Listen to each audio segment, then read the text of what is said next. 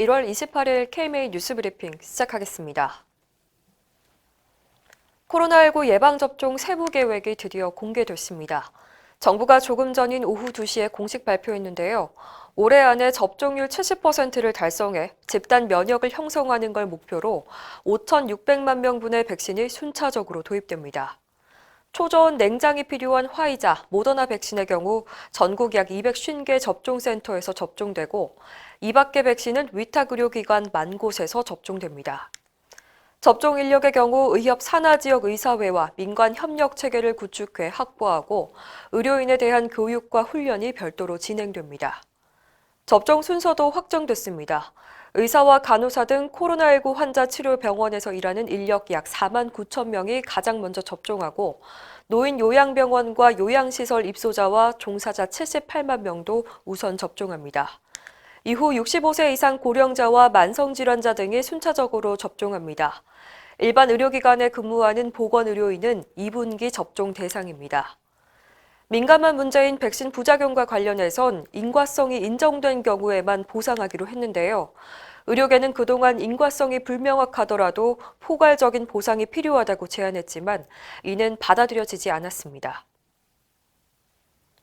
안타까운 소식입니다. 평생을 환자를 위해서 헌신한 고령의 의사가 코로나19에 감염돼 숨을 거뒀습니다. 경기도 성남시 장내과 의원 장촌순 원장이 지난 24일 향년 87세를 일기로 유명을 달리했습니다. 고인은 작년 12월 말경 코로나19에 감염된 환자를 2차례 진료한 뒤 자신도 감염돼 병원에서 치료받던 중에 사망했습니다. 고인은 고령에도 불구하고 끝까지 진료실을 지키다가 생을 마감해서 안타까움을 더하고 있는데요. 유족들은 부고를 통해서 어머니는 평생 내과 의사로서 56년간 쉬지 않고 환자를 진료하신 의학 박사였다며 평소 소신대로 의료인의 직분을 완수하고 떠나신 그분을 한없이 존경한다고 밝혔습니다. 의협도 애도 성명을 내고 고인은 진료실과 붙어있는 집에 살며 새벽에도 환자를 돌보던 천생 의사였다며 그분의 숭고한 삶에 사랑과 존경을 담아 깊이 애도한다고 밝혔습니다. 의료기기 영업사원에게 대리수술을 시켜서 환자를 사망하게 한 사건과 관련된 의사에 대해서 대한의사협회가 징계 절차에 들어갔습니다. 의협은 어제 상임이사회를 열어 지난 2018년 대리수술 사건을 일으킨 의료기관 대표원장 모 회원을 중앙윤리위원회에 회부하기로 했습니다. 의협은 일부 회원의 불법적인 행위로 다수의 선량한 회원의 명예가 훼손되고 있다며 단호한 대처와 엄중한 처분을 통해서 전체 회원의 명예를 지키겠다고 밝혔습니다. 조국 전 장관의 자녀 조모 씨가 국립중앙의료원에 인턴 지원을 한 것으로 알려진 가운데 최근 보건복지부가 이례적으로 국립중앙의료원에 피부과 전공의 정원을 증원한 것이 뒤늦게 전해지면서 그 배경에 대한 논란이 확산하고 있습니다. 과목별 전공의 정원은 해당 과목 전문학회가 진료 현황과 수련 교육 역량, 또 연구 성과 등을 종합해서 결정하고 복지부가 이를 승인하는 방식으로 결정이 되는데요. 정작 피부과학회에서는 이번에 증원을 건의한 적이 없는 걸로 알려졌습니다.